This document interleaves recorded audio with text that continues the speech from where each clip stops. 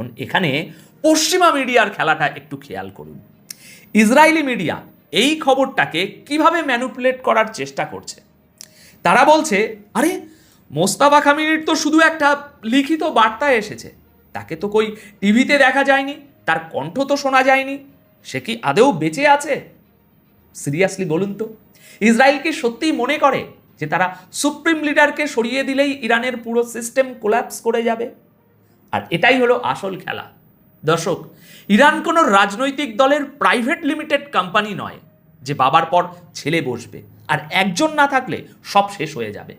সেখানে একটি শক্তিশালী অ্যাসেম্বলি অব এক্সপার্টস বা বিশেষজ্ঞ কাউন্সিল আছে।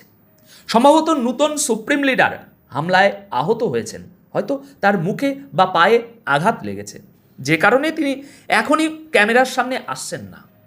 কিন্তু ইসরায়েল এই সাইকোলজিক্যাল গেমটা খেলছে নিজেদের জনগণকে সান্ত্বনা দেওয়ার জন্য। তারা বোঝাতে চাইছে, দেখো ইরান দুর্বল হয়ে গেছে। কিন্তু বাস্তবতা কি? ইরানের সব বড় বড় জেনারেল যখন প্রকাশ্যে একের পর এক ভিডিও বার্তা দিচ্ছেন, তখন তাদের পলিসিতে কি কোনো নমনীয়তা দেখতে পাচ্ছেন? বিন্দু পরিমাণও না। মোস্তাফা খামিনির এই বার্তা প্রমাণ করে দিল, লিডারশিপ বদলালেও ইরানের কোর পলিসি বা প্রতিশোধের আগুনে কোনো নমনীয়তা আসেনি। ডোনাল্ড ট্রাম্প আর নেতানিয়াহু এতদিন ধরে যে প্রেশার ট্যাকটিক্স ব্যবহার করেছিল তা পুরোপুরি মুখ থুবড়ে পড়েছে। ইরানের এই সাইকোলজিক্যাল প্রেশার তো দেখলেন, কিন্তু আসল ফিজিক্যাল প্রেশারটা কোথায় তৈরি হচ্ছে জানেন? এমন এক জায়গায় যা আমেরিকার কল্পনাতেও ছিল না। চলুন দেখি এফবিআই কেন ক্যালিফোর্নিয়া নিয়ে এত আতঙ্কে আছে। দর্শক, আজকের সবচেয়ে ভয়ঙ্কর এবং সেন্সেশনাল খবরটি এবার আমি আপনাদের দিচ্ছি। একটু ঠান্ডা মাথায় সমীকরণটা বুঝবেন। আমেরিকার এফবিআই সরাসরি ক্যালিফোর্নিয়ার পুলিশ এবং নিরাপত্তা বিভাগগুলোকে গতকাল একটি রেড অ্যালার্ট পাঠিয়েছে। সতর্কবার্তায় বলা হচ্ছে, ইরান আমেরিকার মূল ভূখণ্ডে, বিশেষ করে পশ্চিম উপকূলে সরাসরি ড্রোন হামলার ছক কষছে। দেখুন, আমেরিকা এতদিন অভ্যস্ত ছিল মিডল ইস্টে তাদের ঘাঁটিতে হামলা হওয়ার খবরে, কিন্তু এবার খোদ আমেরিকার ভিতরে হাজার হাজার কিলোমিটার দূরে ড্রোন হামলা। এফবিআইয়ের রিপোর্ট অনুযায়ী গত ফেব্রুয়ারির শুরুতেই তারা একটি ইন্টেলিজেন্স ইনপুট পায়। সেখানে বলা হয়, আমেরিকার সমুদ্র উপকূলের কাছাকাছি কোনো অচেনা বা গোপন জাহাজ থেকে এই সারপ্রাইজ ড্রোন অ্যাটাক হতে পারে। এখন আপনাদের মনে প্রশ্ন আসতে পারে, একটা বিশাল সুপার পাওয়ারের র্যাডার ফাঁকি দিয়ে এটা কি সম্ভব? দর্শক, এটাই তো হলো আসল খেলা। আধুনিক যুদ্ধ বা অ্যাসিমেট্রিক ওয়ারফেয়ারের নিয়মই এটা। ইরান কোনো বিশাল যুদ্ধজাহাজ নিয়ে আমেরিকার দিকে যাবে না। তারা ব্যবহার করতে পারে সাধারণ কার্গোশিপ বা কমার্শিয়াল জাহাজ। সাগরের বুকে হাজার হাজার মালবাহী জাহাজ ঘোরে। এর মধ্যে কোন জাহাজের কন্টেনারের ভিতরে কামিকাজে ড্রোন লুকিয়ে রাখা আছে সেটা ট্র্যাক করা আমেরিকার কোস্টগার্ডের জন্যও একটা দুঃস্বপ্ন। আর ক্যালিফোর্নিয়া সমুদ্রের একদম তীর ঘেঁষে অবস্থিত, সুতরাং আন্তর্জাতিক জলসীমা থেকে একটা সুসাইড ড্রোন লঞ্চ করা খুব একটা কঠিন কাজ নয়। তবে এখানে আমার একটা নিজস্ব বিশ্লেষণ আছে। একটু গভীরভাবে চিন্তা করুন তো, এই যে এফবিআই রিপোর্ট ফাঁস করলো, এটা কি আসলেই ইরানের প্রস্তুতি, নাকি আমেরিকার কোনো নূতন প্রপাগ্যান্ডা? মনে পড়ে 2003 সালের কথা, ইরাকে নাকি ওয়েপন্স অফ মাস ডিস্ট্রাকশন আছে। এই মিথ্যে অজুহাত দিয়ে তারা পুরো ইরাক ধ্বংস করে দিয়েছিল। আজ যখন ট্রাম্প প্রশাসন ইরানের উপর সর্বাত্মক হামলা চালাচ্ছে, তখন কি তারা নিজেদের দেশের জনগণকে বোকা বানানোর জন্য এই ভয় দেখাচ্ছে না? তারা হয়তো বোঝাতে চাইছে, দেখো ইরান আমাদের ক্যালিফোর্নিয়া ধ্বংস করতে আসছে, তাই আত্মরক্ষার্থে আমাদের আগেই তেহরানে বোমা ফেলা উচিত। পশ্চিমাদের এই ভণ্ডামি তো ইতিহাস জুড়ে প্রমাণিত। তবে মুদ্রার উল্টো পিঠও আছে দর্শক। যদি সত্যি ইরান এমন সক্ষমতা অর্জন করে থাকে এবং যদি সত্যি আমেরিকার বুকে একটা ড্রোনও আঁচড় কাটতে পারে, তবে সেটা হবে আমেরিকার অহংকারের কফিনে শেষ পেরেক। বিশ্বজুড়ে তাদের যে অজেয় ইমেজ আছে, সেই বেলুনটা এক সেকেন্ডে ফুটো হয়ে যাবে।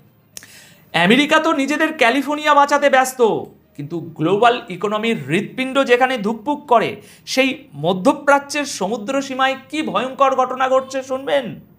চলুন হরমুজ প্রণালীর দিকে নজর দিই, যেখানে আমেরিকার পেট্রো ডলারের অহংকার ডুবতে বসেছে। দর্শক, যুদ্ধ শুধু আকাশ আর মাটিতে হয় না, আসল যুদ্ধ হয় অর্থনীতিতে। আর সেই অর্থনীতির টুটি চেপে ধরেছে ইরানের রেভলিউশনারি গার্ডস IRGC।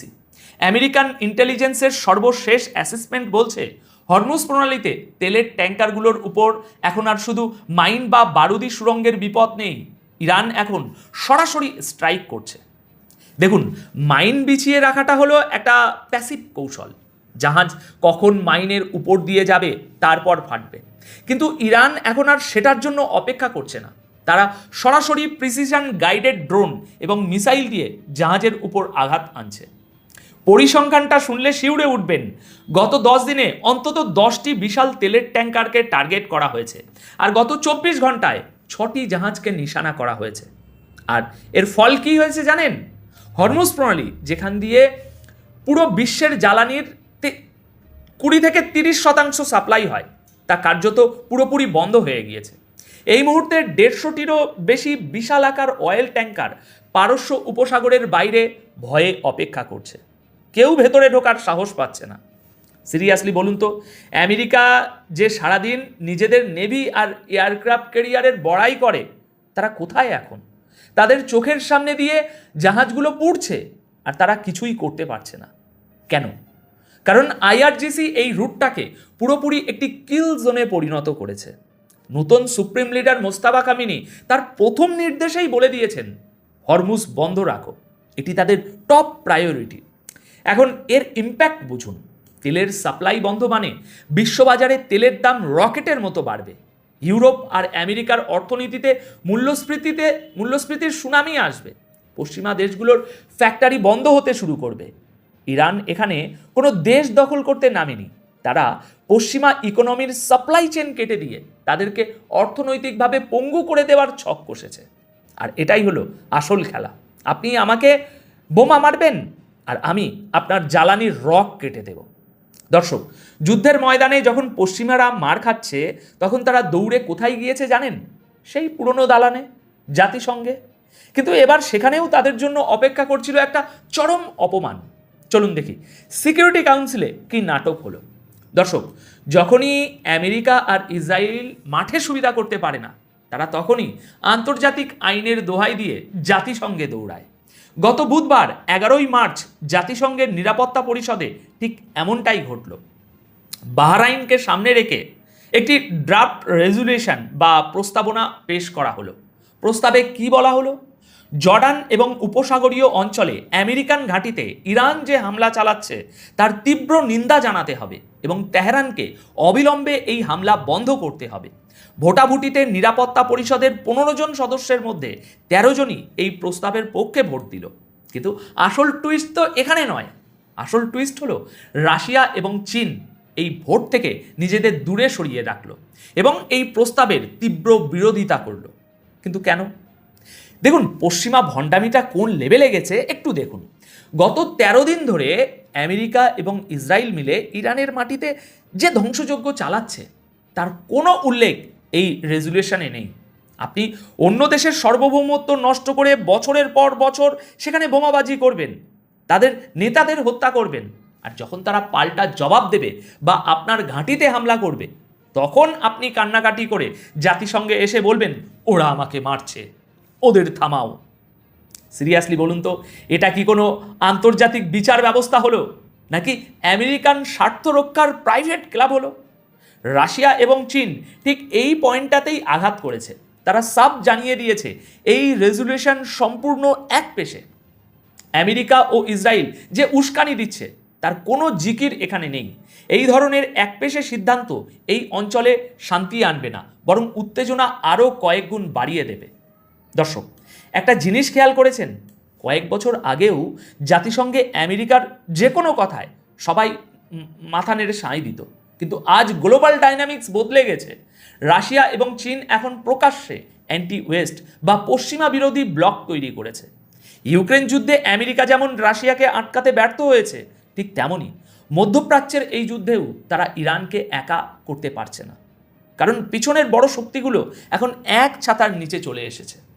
দর্শক, আজকের এই পুরো আলোচনা থেকে আমরা কি বুঝলাম? আমরা বুঝলাম যে পশ্চিমা বিশ্ব আজ নিজেদের বোনা জালেই আটকে গেছে। একদিকে ইরানের নতুন নেতৃত্ব প্রমাণ করে দিয়েছে যে তাদের সংকল্প অটল, টলেনি, উল্টো তাদের যে আঘাত করার যে পরিধি সেটা আরও বেড়ে গেছে।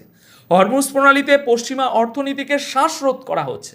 অন্যদিকে আমেরিকার মতো সুপার পাওয়ারকে নিজেদের ক্যালিফোর্নিয়া নিরাপত্তা নিয়ে চিন্তায় দিন কাটাতে হচ্ছে।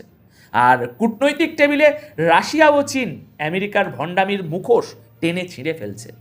বিশ্ব ব্যবস্থার এই যে পট পরিবর্তন, এটা একদিনে হয়নি। যুগের পর যুগ ধরে চালানো পশ্চিমা আগ্রাসন আর দ্বিচারিতার চূড়ান্ত লক্ষণ আজ আমরা দেখতে পাচ্ছি। সুপার পাওয়ারের পতন এভাবেই হয়। প্রথমে তাদের অর্থনীতিতে আঘাত লাগে, তারপর তাদের মিত্ররা মুখ ফিরিয়ে নেয়, আর শেষে ঘরের ভিতরে ভয়ের রাজত্ব কায়েম হয়। আজকের ভিডিও শেষ করার আগে আপনাদের কাছে আমার একটি প্রশ্ন, আপনাদের কি মনে হয় এফবিআইয়ের এই যে ক্যালিফোর্নিয়া হামলার অ্যালার্ট, এটা কি সত্যি ইরানের কোনো সিক্রেট মাস্টার প্ল্যান, নাকি আমেরিকারই নতুন কোনো হামলার অজুহাত তৈরি করার জন্য আমেরিকাই এই মিথ্যে নাটকটা সাজিয়েছে? নিচে কমেন্ট করে আপনাদের মতামত অবশ্যই জানাবেন। দেখা হবে পরবর্তী ভিডিওতে নতুন কোনো ভূ রাজনৈতিক বিশ্লেষণ নিয়ে। ততক্ষণ পর্যন্ত ভালো থাকুন, সুস্থ থাকুন। ধন্যবাদ আপনাদের সকলকে।